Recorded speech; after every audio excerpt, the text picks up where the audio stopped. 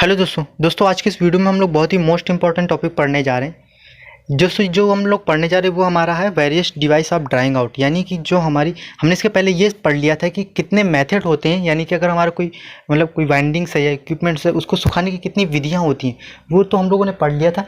लेकिन वो कौन कौन सी डिवाइस हैं जिसके थ्रू हम लोग वाइंडिंग्स यानी कि अपने इक्विपमेंट्स को या फिर मशीन्स को ड्राई करेंगे, सुखाएंगे, वो सारी की सारी मशीनों को बहुत ही अच्छे से तरीके से यहाँ पर पढ़ेंगे। दोस्तों मैं आपको बता दूं कि ये हम लोग जो पढ़ रहे हैं ये हमारा आईएमआरई सब्जेक्ट है, जो कि हमारे पॉलिटेक्निक के 6 सेमेस्टर में है। ठीक है दोस्तों, इलेक्ट्रिकल ब्रांच में है। तो दोस्तों यहाँ पर आपको कंप्लीट सिलेबस हर एक टॉपिक को बहुत ही अच्छे तरीके से करवाया जा रहा है। ठीक है दोस्तों।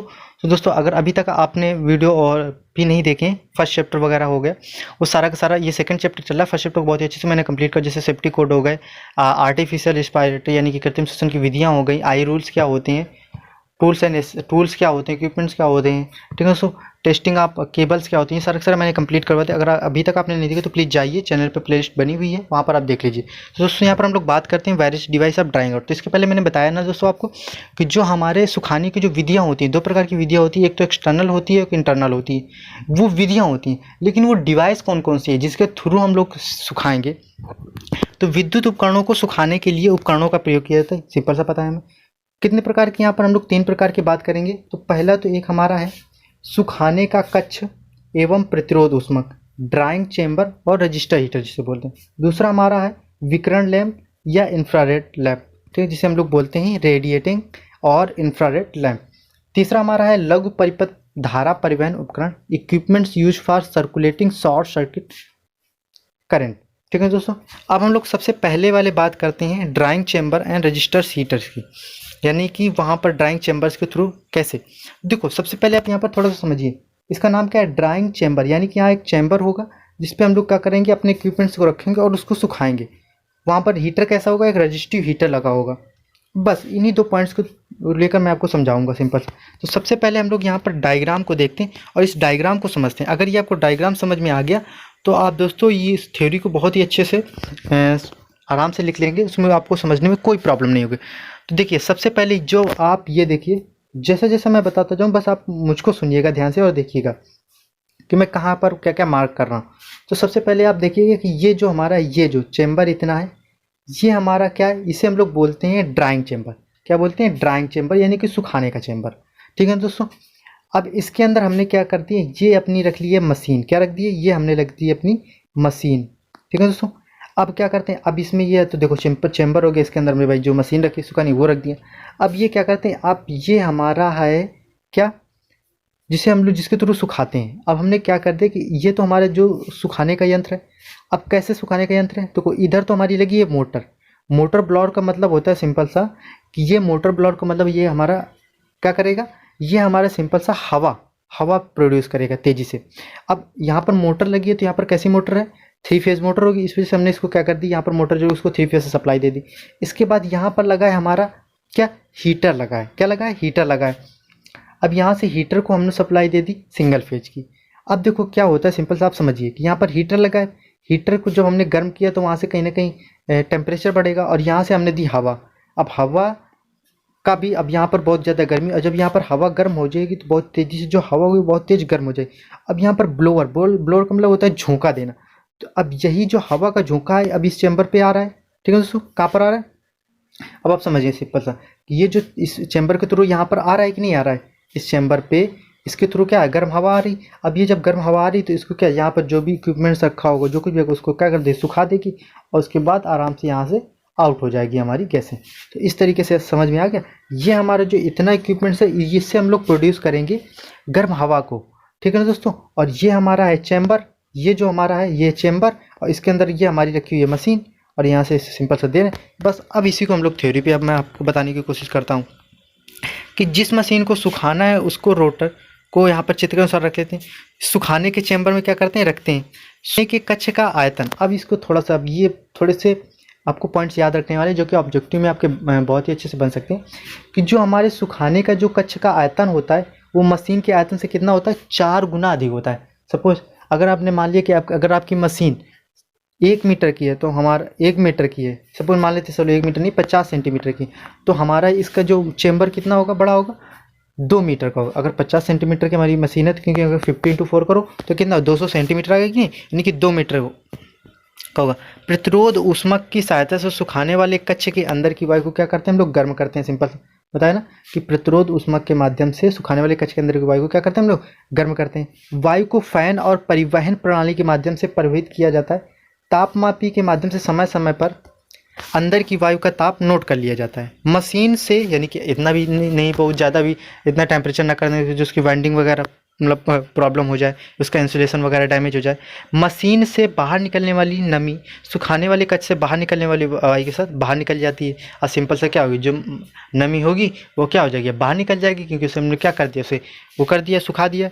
वायु को गर्म करने वाले प्रतिरोध ऊष्मक के मान निम्नानुसार होगी, यानी कि जो हमारी मशीन होगी, यानी कि जो गर्म करने वाली कितने भाई एक रेटिंग की मशीन होगी तो ऊष्मक भी उसी रेटिंग के अनुसार ही लगाया जाएगा। तो इसमें यह बताया गया है कि अगर हमारी 500 किलोवाट की मशीन है तो उसकी जो हमारा ऊष्मक की जो रेटिंग होगी वो 3% तक ही होगी। अगर 500 से 1000 वाट तक की मशीन है तो मशीन जो हमारी ऊष्मक की रेटिंग होगी वो 2 से 3% होगी। और अगर हमारी मशीन की रेटिंग 1000 से 10 किलोवाट तक है, 10,000 किलोवाट तक है, तो मशीन की रेटिंग 1.5 से 2.5% तक की होगी हीटर की। ठीक है ना दोस्तों।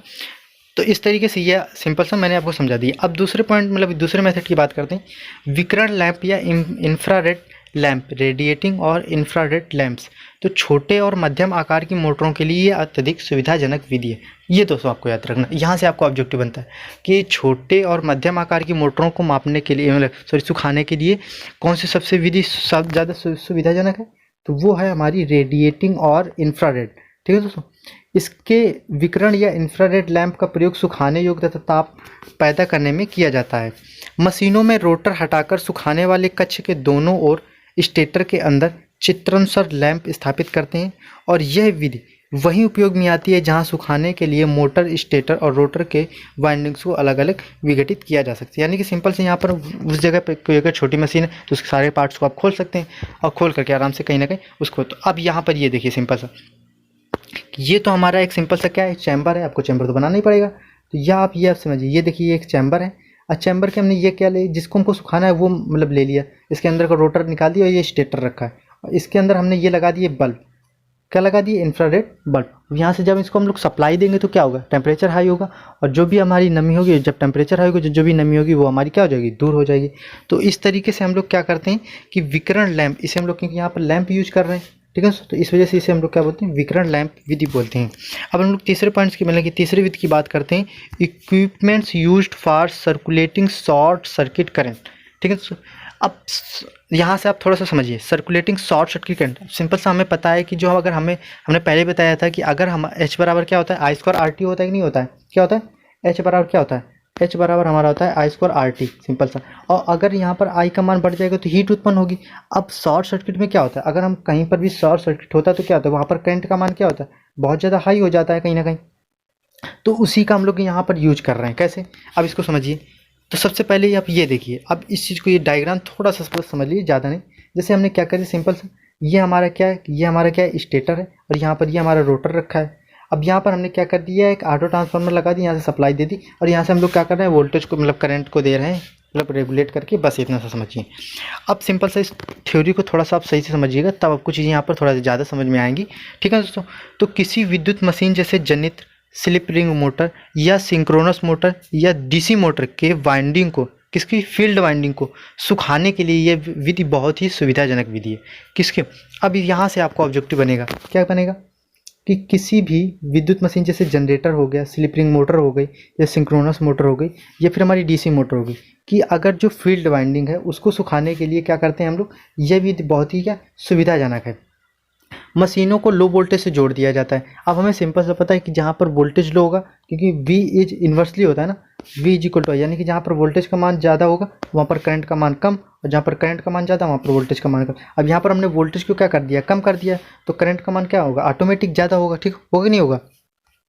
तो आगत पावर, इनपुट पावर, जिसे हम लोग क्या बोलते हैं, इनपुट पावर बोलते हैं। आग वोल्टता, धारा कुंडल और बॉडी का तापमान, वायु का तापमान समय समय पर मापा जाता है।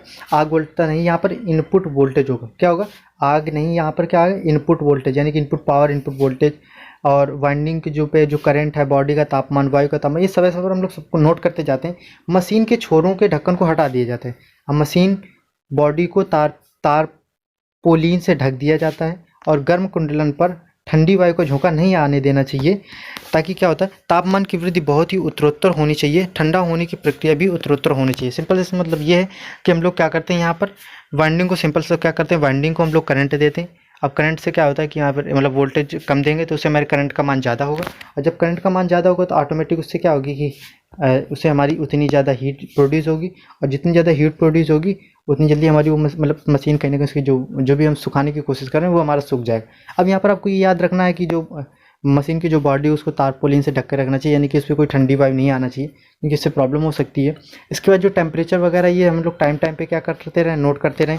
और इसमें मशीन के गर्म होने की और ठंडी होने, भाई मशीन जब हमने गर्म किया तो उसकी जो नमी वगैरह है वो चली गई, अब वो कूल भी तो होगी, ठंडी भी तो होगी। तो ये सारी की जो प्रोसेस है बहुत ही एक मतलब धीरे धीरे होनी चाहिए, ऐसा नहीं एकदम से टेम्परेचर बहुत हाई हुआ और एकदम से लो कर दिया तुमने, तो ऐसा नहीं। ये एक मतलब कैसा होना चाहिए, बहुत ही मतलब धीरे धीरे होना चाहिए। तो इस तरीके से आपने देखा 3 मेथड मैंने आपको बताया, 3 विधियां बताई जिसके थ्रू हम लोग वाइंडिंग को क्या कर सकते हैं, सुखा सकते हैं। यानी कि डिवाइसेस 3 डिवाइसेस हैं जिसके थ्रू हम लोग सुखा सकते हैं। बात करें तो 2 प्रकार की विधियाँ होती है, एक होती है इंटरनल और एक होती है एक्सटर्नल, ठीक है ना। तो इस तरीके से हमारा ये आपको समझ में आ गया होगा दोस्तों, मैं आशा करता हूँ। दोस्तों अगर आपको ये वीडियो थोड़ा सा भी हेल्प लगे तो प्लीज़ हमारे चैनल को सब्सक्राइब कीजिए, वीडियो को लाइक शेयर एंड कमेंट करना ना भूलें, ठीक है ना दोस्तों। और इसकी जो PDF है वो हमारे टेलीग्राम चैनल पर लिंक मिल जाएगी। टेलीग्राम जो चैनल का लिंक है वो हमारे डिस्क्रिप्शन बॉक्स पे दिया गया है, ठीक है दोस्तों। वरना हमारे जो टेलीग्राम चैनल का नाम वो पॉलीटेक्निक लर्निंग 77, यानी कि जो हमारे यूट्यूब चैनल का नाम है वही हमारे पॉलीटेक्निक चैनल का इसका सॉरी टेलीग्राम चैनल का नाम है। वहाँ पर आपको सारे हैंड रिटन नोट्स की PDFs, बुक्स की PDF, ये सारा का सारा वहाँ पर आपको मिल जाएंगे, ठीक है ना दोस्तों। ठीक है दोस्तों, अगर कहीं पर कोई डाउट है तो आप कमेंट्स करके बता सकते हैं, ठीक है दोस्तों। सो थैंक यू दोस्तों।